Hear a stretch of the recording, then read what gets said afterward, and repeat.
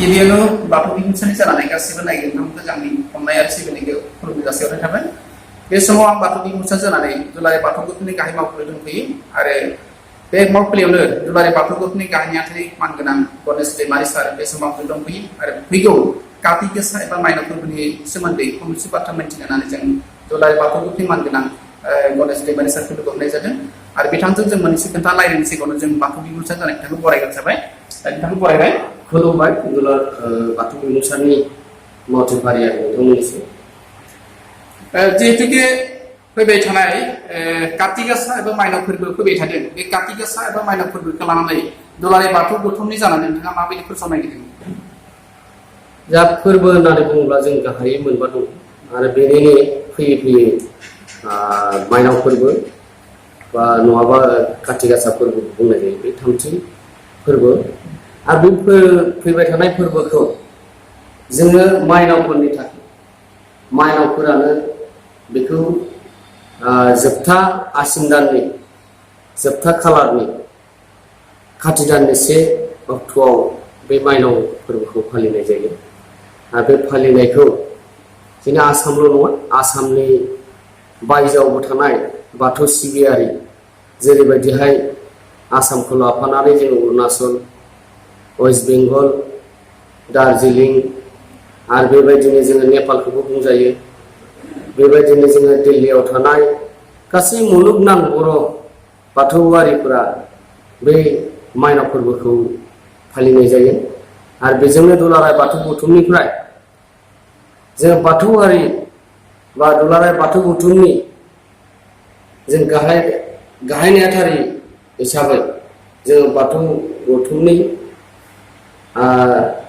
गासै जिल्ला आफादफोरनो जोङो लाइजाम हरदों माइनाव फोरबोनि सोमोन्दै बोरै खुंनांगौ आरो जों प्रति बोसोरफ्रोमबो बे माइनाव फोरबोखौ गाजा गोमजायै फालिनाय जायो बाथौआरिफोरनि गेजेराव।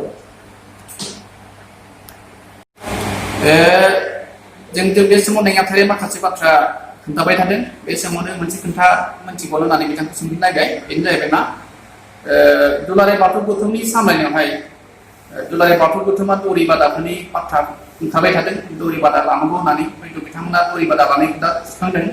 बे दौरि बादाखौ माबोरै लागोन, माला लागोन, बे सोमोन्दै आं फोसावनो थाखाय गाहाय नेहाथारि बिथांखौ खावलायदों।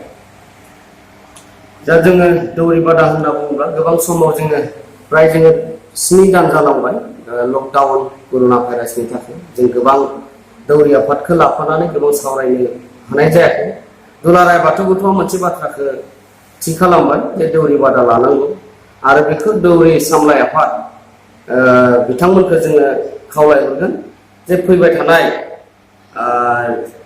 नभेम्बर दानाव जोङो दौरि बादा लानाय जागोन। जिल्लाफोरनिफ्राय सानै लाबोना जों बेयाव सानथामनि हाबाफारि लानो थाखाय जों सावरायबाय थादों केबिनेट पर्यायाव आरो बेखौ मावफुंनो थाखाय जोंनि गोथार थान्दै हान्जा दौरि आफाद बिथांमोनखौ लाफानानै जों जयै सावरायनानै बेनि खालार थि खालामनाय जागोन। जोङो नभेम्बरनि दानावनो बेखौ खुंफुंनो थाखाय नाजादों सानथामनि हाबाफारि लानानै। बे समाव जिहेतुके दुलाराय बाथौ गौथुमनि गाहाय नेहाथारि हिसाबै फैबाय थानाय 23थि दुलाराय बाथौ गौथुमनि बोसोरारि मेल बेखौ कार्बिआव लानो गोनां होननानै जों खोनानो मोनदों। बे 23थि दुलाराय बाथौ गौथुमनि साखाफारानि सोमोन्दै नोंथाङा मा फोरमायनो नागिरदों? थांनाय गलाघाटआव जानाय 27थि जा दुलाराय बाथौ गौथुमनि बोसोरारि सावराय मेलाव लाखानाय बायदि जों कार्बि आंलं जिल्ला दुलाराय बाथौ गौथुमनि बेन्दोंआव जोङो लांहिनाव खुंनो होननानै रायदाव आफादबो दानाय जाबाय आरो बेखौ फैबाय थानाय फेब्रुवारि दानाव खुंफुंनो थाखाय साखाफारा जादों आरो बेनि खालारा थि जायाखै। जोङो दान मोनसेनि उनावनो जों बिनि खालारखौ थि खालामनाय जागोन आरो बेवहाय जोङो गासै जिल्लाफोरनो फोरमायहरगोन